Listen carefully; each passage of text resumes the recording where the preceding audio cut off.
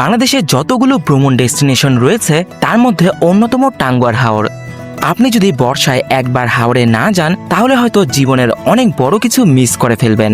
তাই অবশ্যই 2026 সালে এসে গ্রিন হেভেনের মতো লাক্সারিয়াস হাউস বোটে হাওর ভ্রমণ মিস করাই যাবে না। আগামী 2 দিন আমরা এই লাক্সারিয়াস হাউস বোটে হাওরে ভেসে বেড়াবো এবং দেখব বিভিন্ন ট্যুরিস্ট স্পট, যার মধ্যে রয়েছে মালদ্বীপের মতো সুন্দর জাদুকাটা নদী, সবুজে ঘেরা অপরূপ সুন্দর শিমুল বাগান, ভারত সীমান্তে অবস্থিত পাহাড়ের ওপারে বারেক টিলা, দেশের শেষ প্রান্তের লাকমাছড়া ও নীলাদ্রি লেক সহ অন্যতম ওয়াচ টাওয়ার। এছাড়াও থাকবে ভরপুর খাওয়া দাওয়া।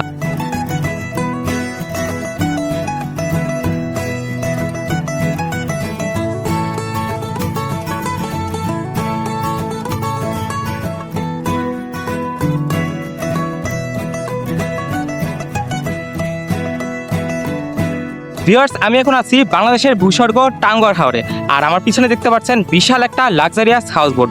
আগামী 2 দিন কিন্তু আমি এই হাউস বোটই থাকবো এবং এই টাঙ্গুয়ার হাওর ঘুরে বেড়াবো। আজকের ভিডিওতে আপনারা দেখাবো কিভাবে খুব সহজে এই টাঙ্গুয়ার হাওরে আসবেন, কোথায় কোথায় ঘুরবেন এবং কতই বা খরচ হবে। তো চলুন দেরি না করে ভিডিওটি শুরু করি।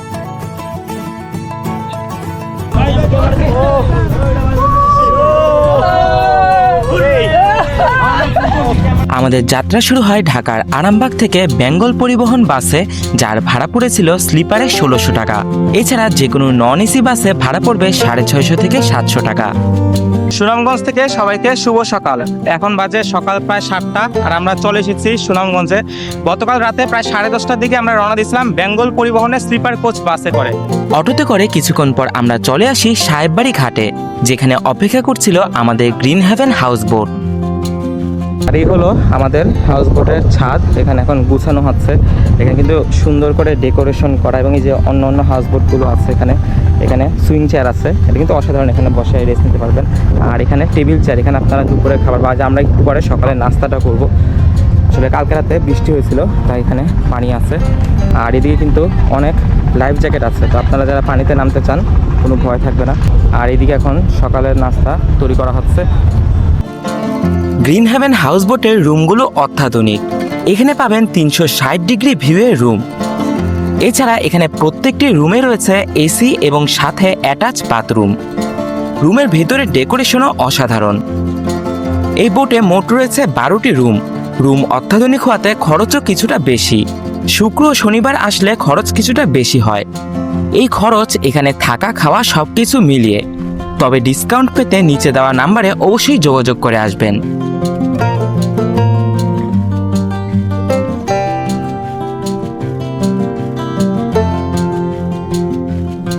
বোটে ওঠার সাথে সাথে আমাদের দেয়া হয় ওয়েলকাম ড্রিঙ্কস।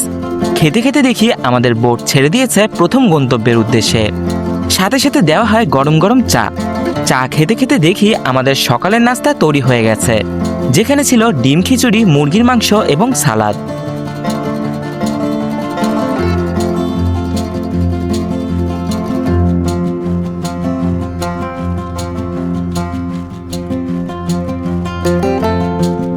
ভরপুর সকালে নাস্তা করতে করতে আমরা চলে যেতে থাকি শিমুল বাগানের উদ্দেশ্যে, যেখানে আমরা ঘোরাঘুরি শেষে চলে যাব জাদুকাটা নদীতে।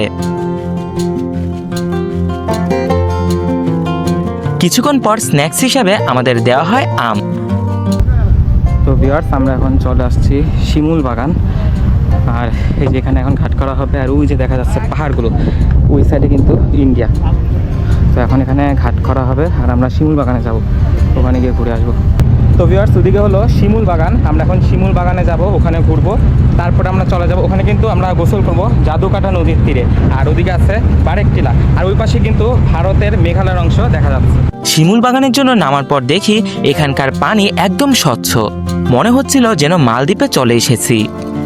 শিমুল বাগানের এন্ট্রি ফি 50 টাকা। ভিতরে টুকটাক খাবার পাবেন, সাথে ঘোড়া রাইডও দিতে পারবেন। এই সিজনে শিমুল বাগান একদম সবুজ হয়ে থাকে, আর শীতকালে আসলে দেখবেন শিমুল ফুলে একদম লাল হয়ে আছে। শিমুল বাগান ঘোরা শেষে আমরা চলে যাই জাদুকাটা নদীর তীরে, যেখানে আমরা আজকের গোসল সেরে নিব। এখানে যারা সাঁতার পারেন না অবশ্যই লাইফ জ্যাকেট পরে নেবেন। এই বোটে পর্যাপ্ত পরিমাণ লাইফ জ্যাকেট রয়েছে। হয়ে গেলে পরে বাসে ধরো না বাম হাতে। বাসে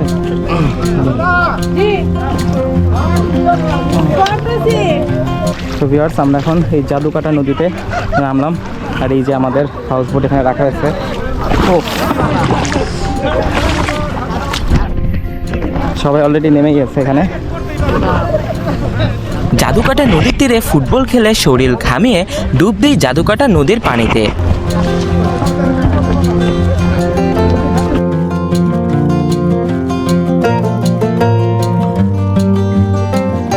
শরীর ভিজিয়ে বোটে এসে দেখি দুপুরের খাবার প্রস্তুত।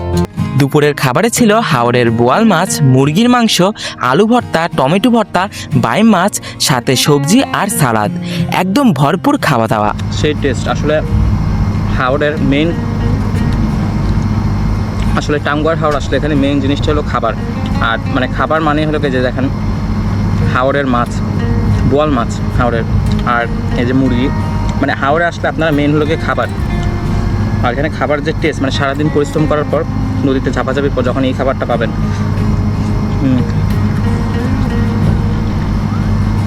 হলো বোয়াল মাছ।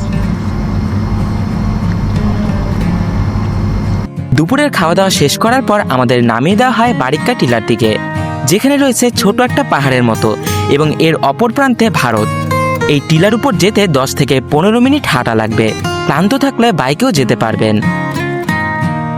বারিক্কা টিলা ঘোরা শেষে আমাদের নিয়ে যাওয়া হয় জাদুকাটা নদীর ঘাটে, যেখানে আমরা রাত্রি যাপন করি। রাতে আমরা অন্ধকারে মুরগি এবং মাছের বারবিকিউ করি।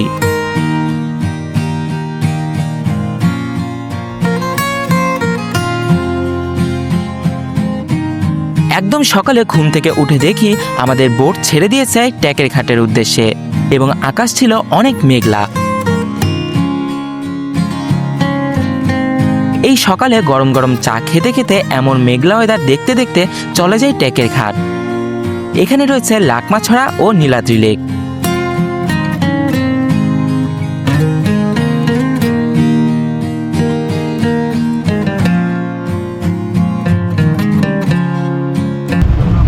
ভিউয়ার্স, আমরা এখন চলে এসেছি নীলাদ্রি লেক, মানে ট্যাকের ঘাটে। এখানে আমরা নীলাদ্রি লেকে যাব।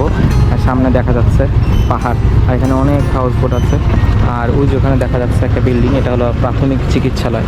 এই এরিয়াতে কিন্তু এটাই সব থেকে বড় বিল্ডিং দেখা যাচ্ছে। এটা সম্ভবত 2 তলা 3 তলা। লাকমাছড়া যাওয়ার জন্য একটা বাইক নিয়ে নেই, যার জনপ্রতি ভাড়া পড়ে 100 টাকা। এই বাইক আপনাকে ঘুরিয়ে আবার নিয়ে আসবে।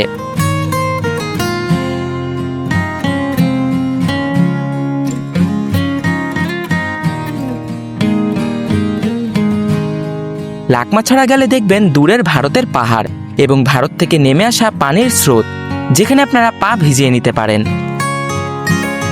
এরপরে চলে যাই নীলাদ্রি লেক, যা ঘাটের একদম পাশে অবস্থিত।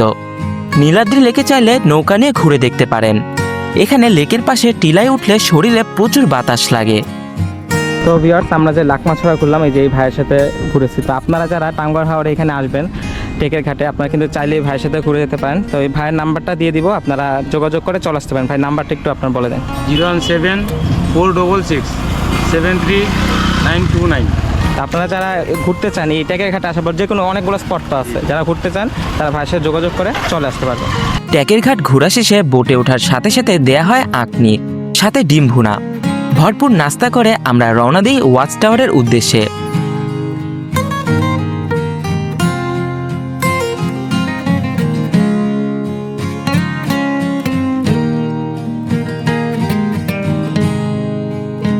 ওয়াচ টাওয়ারে বোট পুরোপুরি ঢুকে না, তাই আমাদের আলাদা ছোট নৌকা নিয়ে যেতে হবে।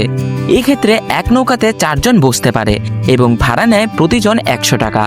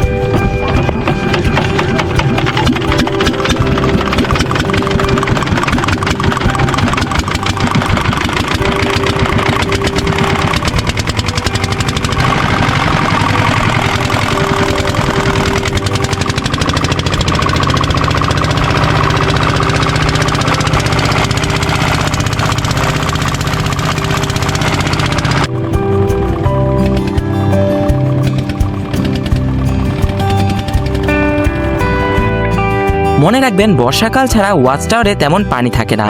মে মাসের শেষ দিক থেকেই মূলত পানি আসা শুরু করে, অনেক সময় আগে আগে চলে আসে।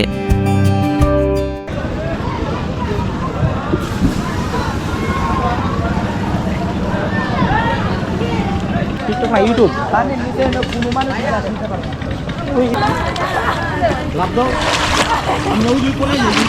আউল সাইড দে কই গেছে রে কেমনে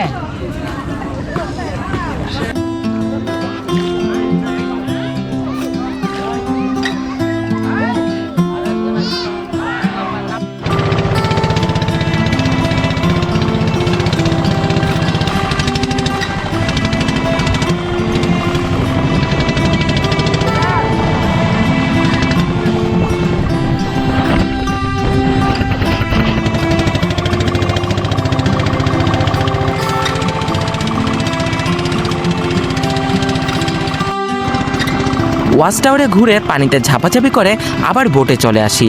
পেটে ছিল অনেক ক্ষুধা।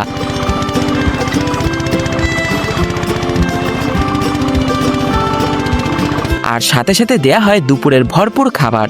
দুপুরের মেনুতে ছিল কালাবাউস মাছ, হাঁসের মাংস, ছোট মাছ, বেগুন ভর্তা, শুটকি ভর্তা সহ আরও অনেক আইটেম।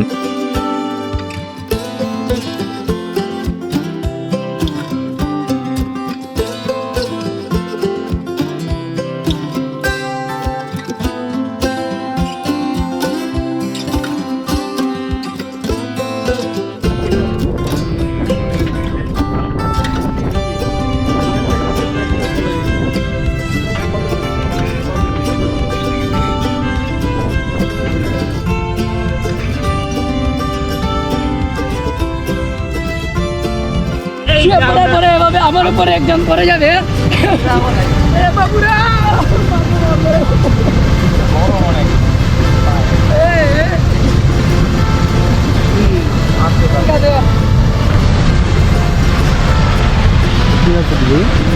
এই যে জ্যোতি সকল যাচ্ছে আমাদের সামনে রেকর্ডিং হচ্ছে পাশ দিয়ে